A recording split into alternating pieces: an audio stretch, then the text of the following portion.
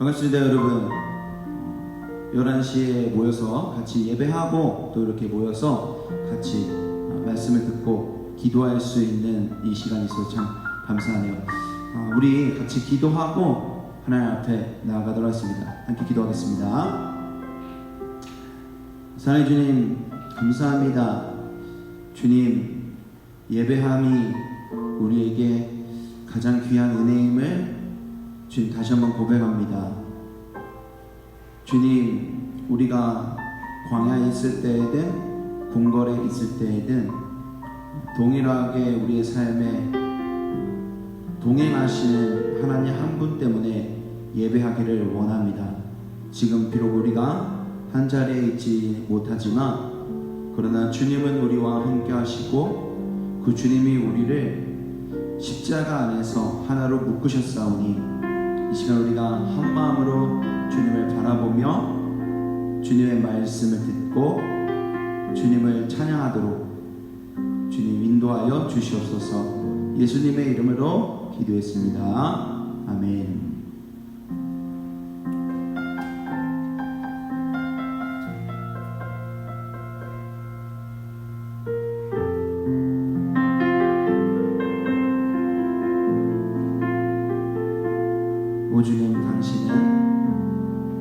오 주님, 당신은 내 삶 구석구석까지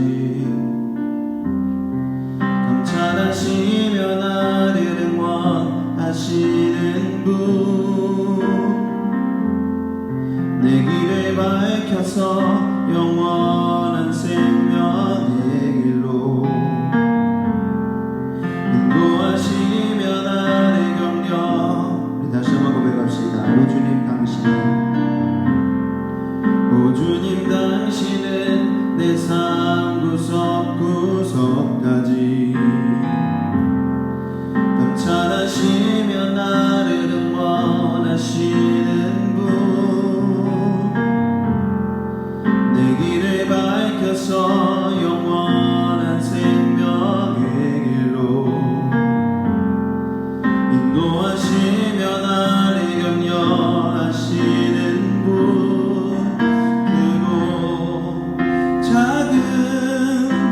갈등을 겪곤 하지만 항상 결국 당신을 선택합니다. 나의 유일한 고백에 대해서는 오직 아름다운 당신뿐입니다.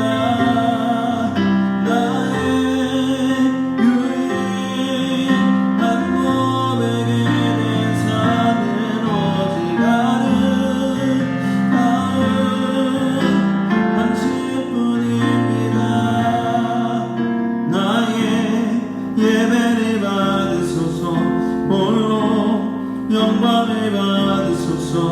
주여, 나의 주여. 우리 처음부터 다시 한번 고백하며 나아갑시다. 오 주님, 당신은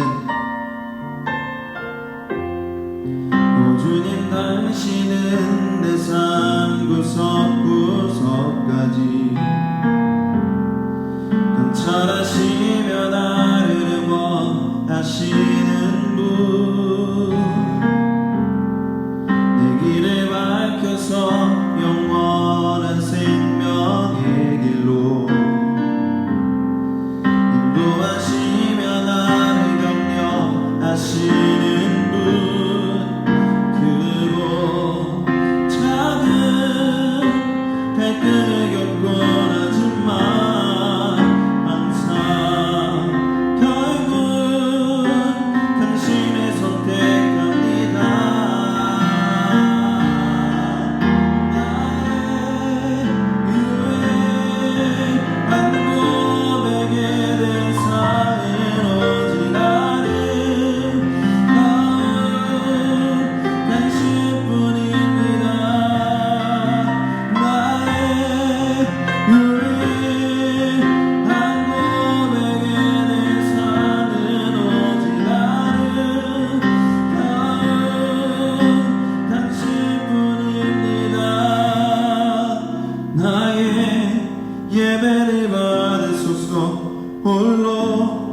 영광을 받으소서. 주여 나의 주여 나의 예배를 받으소서. 나의 예배를 받으소서. 홀로 영광을 받으소서. 주여 나의 주여.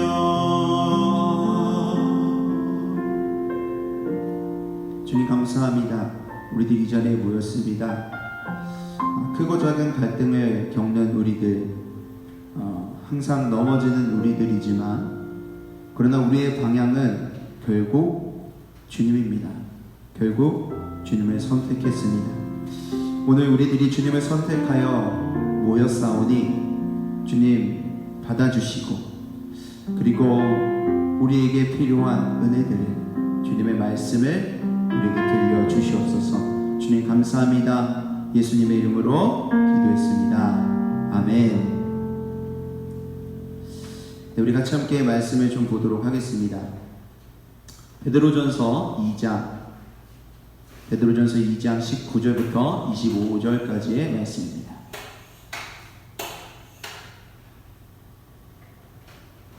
베드로전서 2장 19절부터 25절까지의 말씀입니다. 우리 말씀을 같이 찾아보도록 하겠습니다. 베드로전서 2장 19절부터 25절까지의 말씀입니다.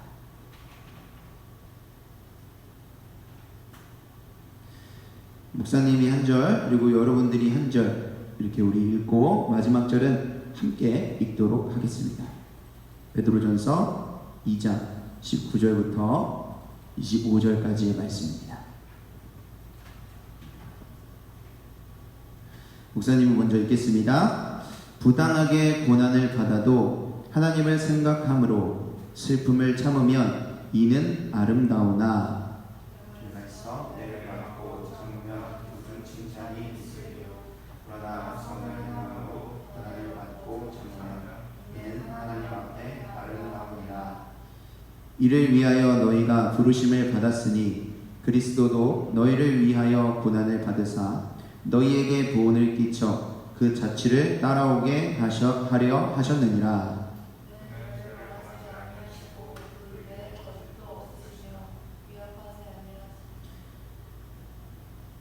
욕을 당하시되 맞대어 욕하지 아니하시고 고난을 당하시되 위협하지 아니하시고 오직 공의로 심판하시는 이에게 부탁하시며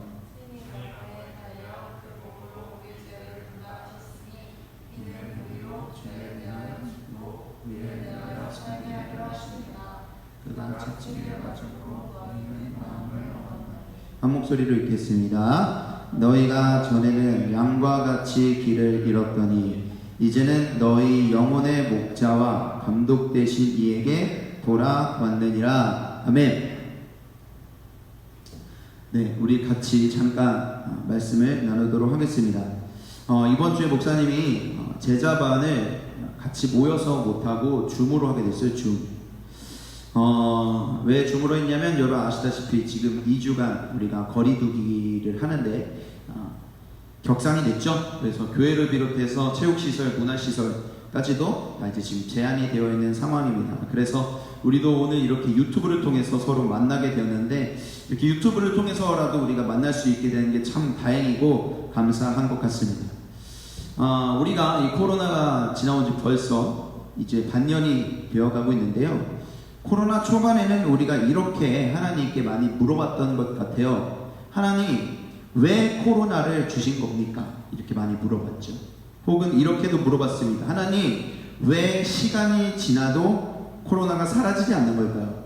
정말 많이 여러분 물어봤죠. 아마 지금도 물어보고 있는 친구들이 있을 겁니다. 그런데요, 이번에는 조금 다른 질문들을 하나님께 드리게 되는 것 같아요. 예를 들어 이런 거죠. 하나님, 왜 하필 교회죠? 왜 하필 교회에서 이런 문제가 생긴 거죠? 라고 우리가 많이 물어보게 되는 것 같아요. 대부분의 교회들은 이 방역 수칙을 잘 지키고 있는데 몇몇 부주의한 교회 때문에 모든 교회가 왜 하나님 욕을 먹고 있는 거죠? 왜 욕을 먹는 거죠? 라고 우리가 많이 물어보게 되는 것 같아요. 그래서 목사님도 이번 주에 이 제자반 친구들이랑 줌에서 만나면서 이렇게 물어봤어요. 얘들아, 이번 사태 때문에 속상한 것들 있니? 속상한 사건 봤니? 속상한 댓글? 속상한 얘기 같은 거 들은 거 있어? 목사님이 사실 조금 그래도 여러분은 아직 사회생활을 하고 있는 건 아니잖아요. 아직 10대니까. 그래서 이 속상한 사건과는 좀 모르길 바랬었어요. 한쪽으로는 좀 무관하게 바랬거든요. 그런데 목사님 되게 마음이 아팠어요. 그럼 좀 깜짝 놀랐어요. 이 제자반 친구들이 다 하나씩 속상한 걸 이야기하더라고요. 어떤 친구는 이렇게 얘기를 해요. 저희 반에 노는 애들이 있는데 걔네들이 돌아다니다가 제가 들었는데 교회 욕을 엄청 많이 해요. 코로나 뭐 이런 생긴 일 때문에 교회 욕을 엄청 많이 하는데, 그런데 저희 반에 다른 애가, 교회 다니는 애가 걔네들이랑 막 교회 얘기로 싸웠다는 그런 얘기. 또 어떤 친구가 이런 얘기 하더라고요. SNS 인스타를 하는데 스토리에 어떤 친구가 교회를 그렇게 욕하는 거예요. 흉보는 아이. 그 흉보는 아이에게 자기가 변명 아닌 변명을 해야 했었던 그런 어떤 해프닝, 마음이 아픈 해프닝이죠.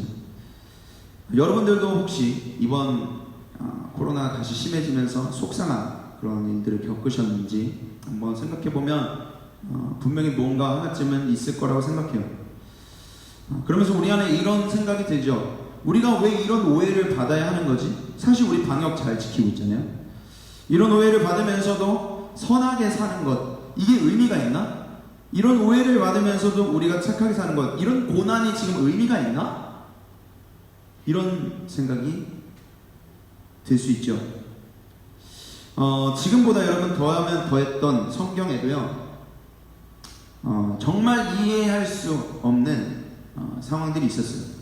요즘 우리가 겪는 그 상황보다 더 심한 상황들이 성경에도 등장을 합니다. 바로 오늘 여러분들이 읽어봤었던 베드로전서가 쓰였었던 그 당시의 상황인데요. 그 당시에 로마 황제는 누구였냐면 바로 이 네로 황제였습니다. 네로 황제.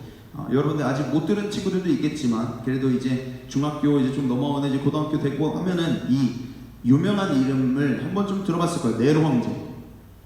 이 네로 황제는요, 기독교인에 대한 핍박이 아주 강했던 사람이었습니다. 특히나 이 베드로전서가 쓰였을 당시에는요, 기독교인에 대한 핍박이 최고조에 달했을 때요. 달했을 64년도. 이때 어떤 큰 사건이 있었냐면 바로 이 로마 대화재 사건이 있었어요. 근데 여러분, 이 네로 황제가 약간 좀 똘끼가 있어요. 광기가 있어가지고 자기가 예술적인 영감을 받고 싶다고 해서 이 로마 시내에다가 불을 지릅니다. 근데 이 로마 시내에 불을 질러놓고서 이 화재가 너무 커지고 나니까 이 원인을 괜히 다른 데다 돌립니다. 누구에게? 기독교인에게. 기독교인이 불을 저지른 거예요. 그 누명을 기독교인에게 씌우고 정말로 모든 로마 시민들이 다 기독교인들을 미워하게 되는 거죠. 그 당시에 로마에는요, 신이 있었어요. 어떤 신이 있었냐면 바로 이 황제가 신이었어요. 그래서 황제에게 절하고 황제를 숭배하지 않으면 큰 반역이었습니다. 근데 여러분, 기독교인은 우상을 숭배하면 안 되잖아요. 황제에게 하면 안 되잖아요. 오직 하나님만을 예배하는 이 기독교인들이 로마 시민들의 눈에는 가시 같았고 정말 많은 오해를 받으며 살아왔었다는 거죠. 지금 우리가 살아가는 것과 비슷하죠. 지금보다 더 심하면 심했을 거고요. 그때 이 베드로가 성도들에게 정말 이해할 수 없는 권면을 해요. 이런 권면을 합니다. 우리 이 말씀을 같이 한번 읽어보도록 하겠습니다. 한 목소리 읽어볼게요. 시작. 여러분은 인간이 세운 모든 제도에 주님을 위하여 복종하십시오. 주권자인 왕에게나 총독자들에게나 그렇게 하십시오. 복종하는 거 당연히죠. 대통령에게 순종하는 거 맞는 말이죠. 그런데 여러분 생각해보세요. 그 당시에 대통령이 누구예요? 지금 방금 전에 핍박하는 네로 황제란 말이에요. 이 네로 황제, 자기를 죽이려고 하고 자기를 핍박하려고 하는 그 사람에게 복종하라고 이야기해요. 와, 이해하기 어렵죠. 그리고 또 이렇게 베드로가 권면합니다. 한 목소리 읽어보겠습니다. 시작. 하인으로 있는 여러분, 극히 두려운 마음으로 주인에게 복종하십시오. 선량하고 너그러운 주인에게만 아니라 까다로운 주인에게도 그리 하십시오. 여러분, 사실 우리는 너그러운 사람에게 너그러운 거 되게 좋아요. 그리고 우리 까다로운 사람에게는 어떻게 돼요? 까다로운 사람에게 너그러워지나요? 아니죠. 까다로운 사람에게 더 까다로워지죠. 밉보이고 싶지 않아서. 그런데 오늘 베드로가 뭐라고 얘기해요? 너그러운 사람에게 너그럽게 하고 까다로운 사람에게도 너그럽게 해라. 이렇게 이야기하는 거예요. 여러분 주변에 까칠한 친구 있어요? 한번 생각해 보세요. 그 까칠한 친구에게 항상 너그럽게 대하는 거예요. 목사님이 방금 전에 이야기했었던 교회에 손가락질하는 친구들에게 너그럽게 대하라는 거예요. 베드로가 왜 이런 권면할까요? 핍박을 당하고 있는데 왜 이런 권면하는 걸까요? 목사님은 오늘 두 가지 이유를 여러분에게 이야기해주고 싶습니다. 먼저 첫 번째입니다. 우리 오늘 20절 말씀인데 우리가 읽어봤었던 본문 20절 말씀 같이 한 목소리로 읽어보도록 하겠습니다. 시작! 죄가 있어 매를 맞고 참으면 무슨 칭찬이 있으리요. 그러나 선을 행함으로 고난을 받고 참으면 이는 하나님 앞에 아름다우니라. 아멘. 자, 여러분 질문 하나 하겠습니다. 내가 엄마한테 잘못했어요. 하면 안 되는 거 했어요. 거짓말했어요. 게임을 너무 많이 했어요. 몰래 하다가 걸렸어요. 그럼 매 맞죠? 요즘 안 맞나요? 목사님도 초등학교 때까지 맞았는데 매를 맞는 거 당연합니까? 아닙니까? 그렇죠? 네, 혼나는 거, 매 맞는 거 잘못했으니까 당연한 거예요. 그래서 이렇게 당연한 얘기를 하죠. 잘못했을 때 매 맞는 거는 칭찬받을 일이 아니라는 거예요. 그런데 잘못한 게 없는데 고난을 참는다면 그 모습은 하나님 앞에서 어떻다고요? 하나님 앞에서 아름답다고 하는 거예요. 근데 목사님이 아름답다는 단어를 찾아보니까 은혜롭다는 뜻을 가지고 있다. 내가 잘못한 게 없어. 우리 교회는 잘못한 게 없어. 우리는 선하게 정말 하나님만 예배하면서 우리 교회는 그렇게 살아가는데 손가락질 당할 때 우리가 그 고난을 참으면 하나님 앞에 그것이 은혜롭다는 거예요. 은혜롭다. 여러분 이런 뜻인 거죠. 내가 받은 은혜를 한 번, 두 번 나와 같은 마음을 가지고 있는 성도들이 한 명, 두 명 그렇게 성실하게 은혜를 흘려보내면 처음에는 아무것도 아닌 것 같았는데 그런 마음으로 오히려 우리에게 손가락질하는 이들에게 은혜를 흘려보낸 사람들이 모이게 되면 어떻게 될까요? 베드로가 이렇게 이야기를 합니다. 우리 한 목소리로 읽어보도록 하겠습니다. 시작! 그들은 여러분더러 악을 행하는 자라고 욕하다가도 여러분의 바른 행위를 보고 하나님께서 찾아오시는 날에 하나님께 영광을 돌릴 것입니다. 여러분에게 손가락질 하던 그들이 우리가 참고 그 은혜를 흘려보낼 때 우리의 삶을 보고 하나님이 찾아오시는 그 마지막 날에 오히려 그 사람들이 하나님께 영광을 올려드리게 된다. 여러분 나 혼자는 아무것도 아닐 수 있어요. 그러나 이 이슬비 같은 것이 오랜 시간 내리게 되면 이슬비도 강물이 되어 이슬비도 바다가 됩니다. 우리의 사랑과 선한 마음을 보고 그 오해가 풀리고 손가락질 하던 이들이 그렇게 변화된다. 여러분 위로하려고 하는 말이 아닌 거예요. 성경에 그렇게 써 있는 거예요. 무엇입니까? 하나님이 나름대로 그리고 계시는 그 빅픽처가 있다는 거예요. 큰 그림이 있다는 거죠. 진짜 그림이 있다는 거예요. 이 고난 가운데 쓸모없는 고난이 아니라 그 고난 가운데 하나님이 가지고 계신 큰 그림이 있으시다는 거예요. 그럼 우린 그 고난 가운데 어떻게 마음을 가지고 살아가느냐는 거죠. 여러분 그래서 베드로는요 이렇게 얘기를 해요. 우리가 고난 가운데에서 사랑으로 고난 가운데서 선한 마음으로 살아가는 것이 우리의 부르심이에요. 우리의 부르심. 우리는 하나님이 나를 부르셨대라고 생각했을 때 뭔가 대단한 것을 가지고 우리를 부르셨다라고 생각할 때가 있는데 아니에요. 오늘 이렇게 이야기하죠. 이슬비 같아 보이는 이 고작 이게 고난 중에서 참는 이게 우리의 부르심. 이렇게 우리가 참고 우리가 묵묵히 하나님을 예배하고 은혜의 삶을 흘려보낼 때 이것이 정말 그 이슬비가 강물이 되는 성실한 부르심이라고 말씀하시는 거예요. 자 이제 머리로는 이해됐죠? 지난주에 이야기했잖아요. 들으면 이 머리로 이해가 됐죠? 근데 이제 마음으로 내려와야 돼요. 아직 사실 마음으로 잘 안 내려오죠. 아 그렇구나, 하나의 빅픽처가 있구나, 아 고난이 쓸모없는 게 아니구나 우리가 알게 되었지만 그 사실 두려운 마음들이 있죠. 이걸 어떻게 믿지? 사실 나는 그러고 싶지 않아. 나는 너무 화가 나. 그렇게 손가락질 한 사람한테 뒤통수 한 대 팍 세게 붙여주고 그러면 더 사이다일 것 같은데, 내가 악으로 갚지 않고 내가 착하게 했다가 오히려 내가 평생 고난만 당하다가 끝나면 어떡하지? 이런 마음이 우리 가운데 생기게 된다면 정말 내가 맡겨도 되나? 정말 하나님께 내가 이 상황을 맡겨도 되나? 내가 참으면 맡겨도 되는 것인가? 라는 우리 마음 안에 두려움이 있다라는 거예요. 그래서 베드로가요, 두 번째로 이런 이야기를 합니다.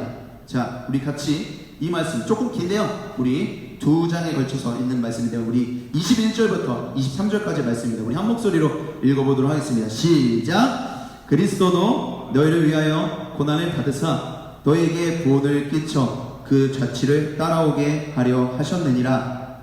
그는 죄를 범하지 아니하시고 그 입에 거짓도 없으시며 욕을 당하시되 맞대어 욕하지 아니하시고 고난을 당하시되 위협하지 아니하시고 오직 공의로 심판하시는 이에게 부탁하시며.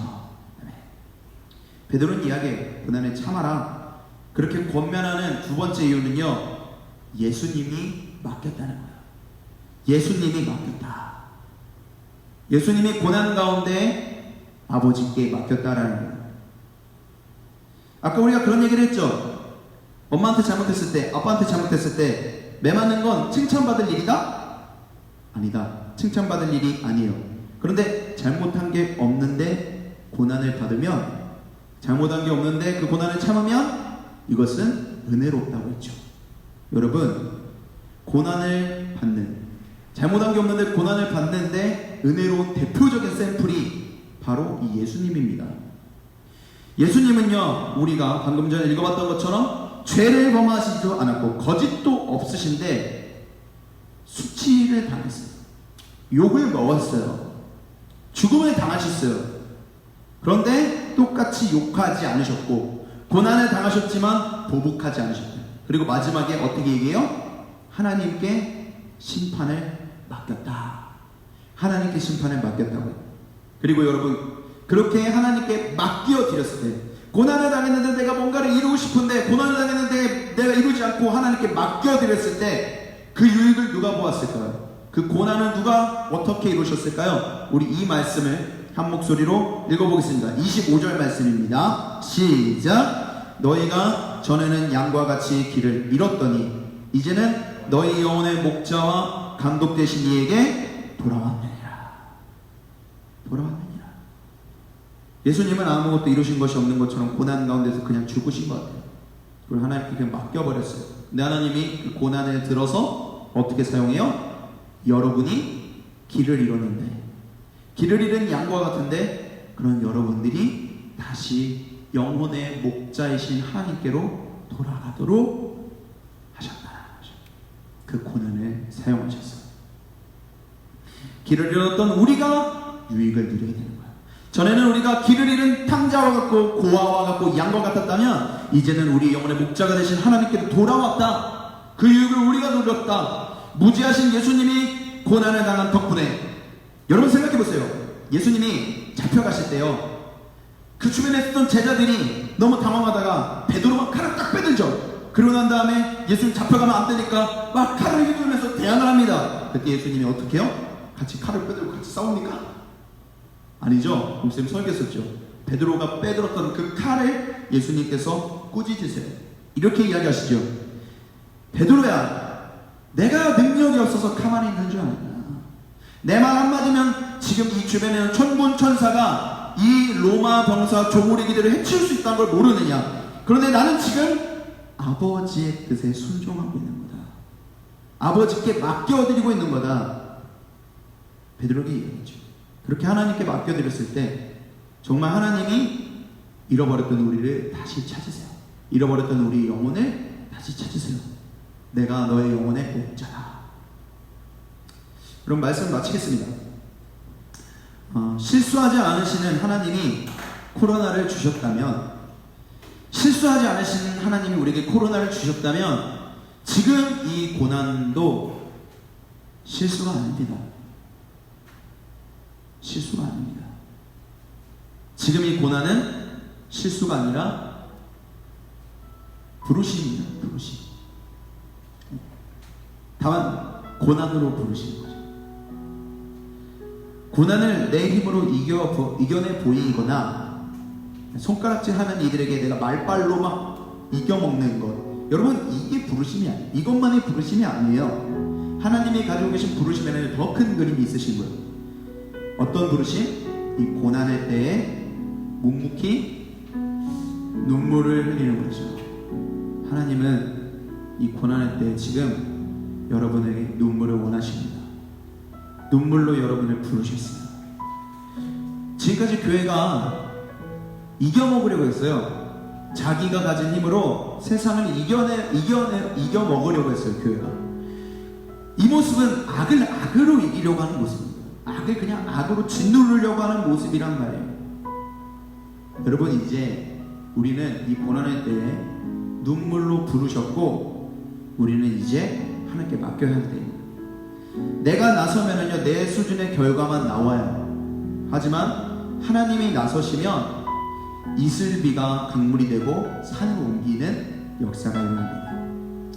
예수님의 고난과 순종이 길을 잃어버렸던 우리를 다시 살리고 하나님께 우리가 돌아갔던 것처럼 맡겼을 때 하나님이 비로소 일하시게 됐던 거죠. 핍박하는 이들, 손가락질하는 이들을 우리가 변화시킬 수는 없어요. 여러분 해보세요. 설전을 펼쳐보시고 다 해보세요. 그런데 바뀌나요? 절대 안 바뀔 겁니다. 왜요? 너무 우리에게 실망했거든요. 교회에 실망했거든요. 우리의 힘으로는 사람을 변화시킬 수 없어요. 그런데 우리가 할 수 있는 하나가 있어요. 뭔지 알아요? 사랑할 수 있어요. 사랑할 수 있어요. 그게 여러분 부르심입니다. 사랑은 모든 두려움을 내어쫓고, 사랑은 비로소 모든 것을 바꿉니다. 하나님께 맡기며 고난 가운데 사랑하는 우리들이 되었으면 좋겠습니다. 우리 마음을 가지고서 같이 함께 찬양하며 나아가도록 하겠습니다.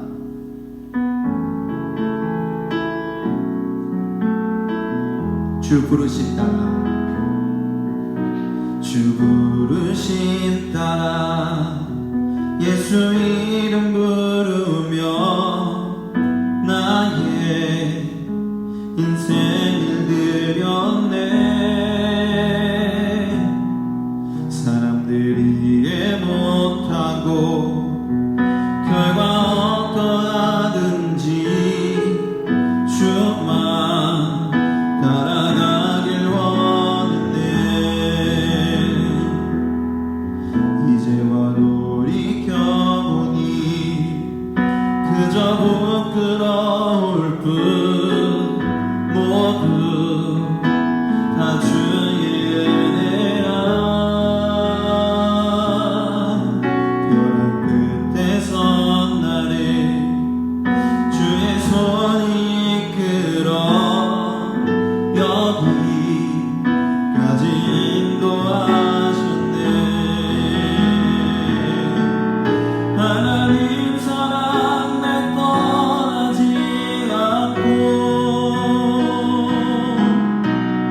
끝까지 사랑하셨기에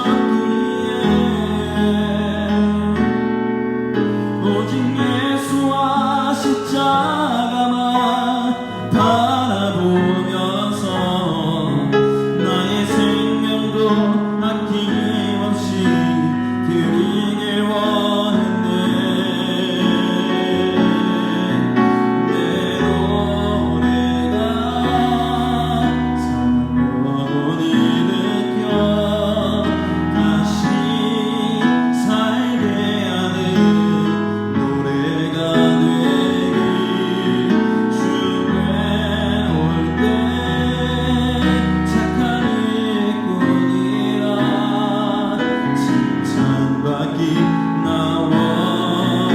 하나님 사랑 나를 떠나지 않으시고, 하나님 사랑 날 떠나지 않고 끝까지 사랑하셨기에 오직 예수와 십자가만 바라보면서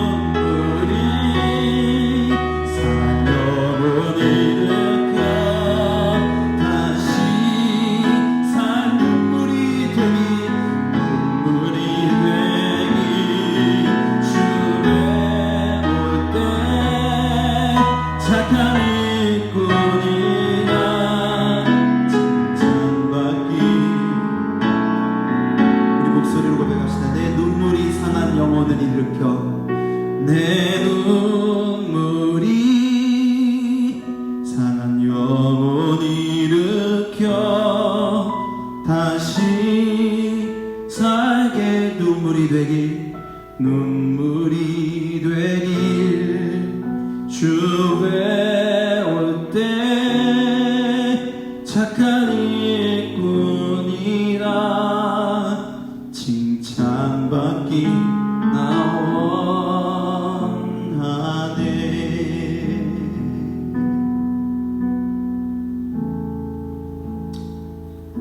우리 이 시간 기도합시다. 손가락질 당하는 그 삶이 참 속상합니다. 그리고 핍박당하는 삶이 답답합니다. 우리는 그렇게 예배하지 않았는데, 우리는 그렇게 살아오지 않았는데 왜 그런 오해를 받는 걸까? 답답한 마음이 우리 가운데 있습니다. 그래서 때로는 화도 내고 싶고 때로는 그들을 이겨보고 싶은 마음도 있습니다.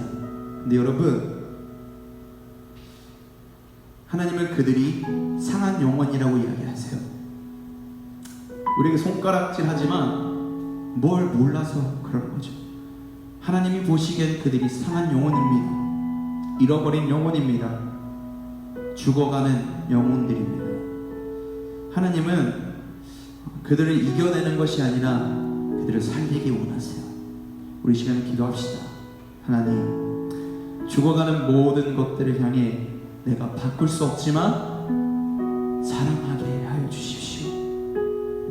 주님, 그 마음을 나에게 주십시오. 우리 이 마음을 가지고서 우리 시간 같이 함께 기도하며 나아가도록 하겠습니다. 함께 기도하겠습니다. 사랑해 주님, 감사합니다. 주님, 우리의 삶을 볼 때 참 많은 오해를 받게 되는 요즘입니다. 속상합니다. 주님, 화가 납니다. 그리고 주님, 이겨 보이고 싶고 내가 설득해 보이고 싶은 마음이 내 안에 정말 많이 드는 이때입니다. 우리는 그렇게 예배하지 않았는데, 우리는 그렇게 살아가지 않았는데 오해를 받을 때 주님, 우리들의 마음이 참 많이 답답합니다. 주님, 그러나 오늘 말씀을 들으니 고난 가운데 우리를 부르셨다 말씀하신 주님, 고난 가운데 네가 지금 있다면 그 자리가 내가 너를 부른 자리라 말씀하시는 주님, 내 힘으로 그들을 이겨내고 내 힘으로 그들을 설득해 보이고 내 힘으로 핍박을 내가 정복해 나가는 것만이 그것이 아니라 주님, 내가 당하는 그 답답하고 힘든 상황 가운데에서 묵묵히 내가 나의 예배를 드리고 내가 그들을 변화시킬 수 없지만 내가 그들을 긍휼히 여기고 내가 그들을 위해 기도하며 내가 그들을 사랑하는 것, 변화시킬 수 없지만 사랑하는 것, 주님, 그것이 나를 부르신 그 자리라면 내 말은 이 자리 가운데 눈물이 다시 필요하다며 주님, 다시 사랑하게 하기 위하여 나를 부르신 그 자리 가운데서 나를 드리니 주님, 나의 기도를 드리니 주님 부르신 그 자리 가운데서 내가 내게 주어진 그 성실한 하루를 주님 예배하게 해주시고 성실한 그 자리 가운데서 아버지 하나님 묵묵히 주님의 은혜를 구하며 은혜의 삶을 회복하게 하여 주시며 아버지 하나님, 그렇게 내가 이슬비와 같지만 이슬비와 같은 모임들이 모이고 모여 강물이 되어지고 산을 옮기는 역사를 주님의 모든 것을 쫓아내는 모든 두려움을 쫓아내는 주님의 사랑으로 나를 변화시킬 수 없지만 모든 것을 변화시키는 주님의 사랑으로 하나님께 맡겨드리며 이 고난 가운데 사랑하는 우리들이 되어질 수 있도록 주님 인도하여 주시옵소서. 주님, 모두가 주님을 떠나갔지만 하나님의 사랑은 우리를 떠나지 않으셨습니다. 벼랑 끝에 있을 때 우리는 주님을 믿고 살아갈 때였었지만 주님의 손은 우리를 떠나지 않았습니다. 우리 주변에 상한 영혼이 너무나 많이 있습니다. 자신들이 무너질지도 모르고 죽었는지도 모르고 손가락질하는 수많은 영혼들이 있습니다. 속상하죠. 답답하죠. 하나님 눈에 그들이 여전히 영혼이라면 주님, 그리고 그들을 여전히 사랑하고 있다 말씀하신다면 주님, 우리가 그 사랑을 붙들게 해주십시오. 우리 힘으로는, 우리의 말주변으로는 결코 그들을 바꿀 수 없습니다. 그러나 오직 사랑만이 모든 두려움을 내어주고 사랑만이 모든 걸 바꾸는 것을 믿습니다. 우리를 이 고난 가운데 부르신 주님, 감사합니다. 그날을 보기 원합니다. 그날을 보기 원합니다. 손가락질했던 그들이 주님이 다시 오시는 그날 주님께 영광을 올려드리며 함께 주님을 예배하게 될 그날을 우리가 기대합니다. 사랑으로 이 세상이 모든 허물을 덮고 변화시키는 그 놀라운 역사를 보게 하여 주시옵소서. 주님, 우리 가운데서 그렇게 일하실 주님 기대하고 소망합니다. 주님 찬양합니다. 예수님의 이름으로 기도했습니다. 우리 주기도문으로 마치도록 하겠습니다. 하늘에 계신 우리 아버지여, 이름이 거룩히 여김을 받으시오며 나라에 임하오시며 뜻이 하늘에서 이룬 것 같이 땅에서도 이루어지이다. 오늘날 우리에게 일용할 양식을 주옵시고 우리가 우리에게 죄 지은 자를 사하여 준 것 같이 우리의 죄를 사하여 주옵시고 우리를 시험에 들게 하지 마옵시고 다만 악에서 구하옵소서. 대개 나라와 권세와 영광이 아버지께 영원히 있사옵나이다. 아멘.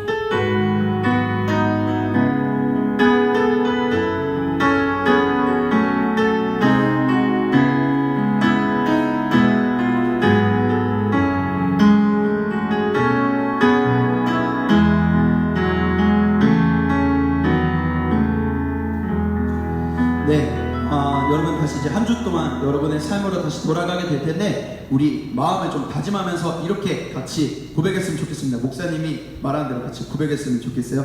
사랑이 모든 것을 바꿉니다. 사랑이 모든 것을 바꿉니다. 한 번 더 이렇게 할까요? 하나님이 우리를 부르셨습니다. 하나님이 우리를 부르셨습니다. 고난 가운데 하나님이 여러분을 부르셨지만 사랑으로, 내 힘이 아니라 사랑으로 여러분 바꿔나가는 우리의 삶의 예배가 되었으면 좋겠습니다. 여러분 화이팅입니다. 한 주 동안 승리하시기 바랍니다. 다음 주에 만나요. 안녕.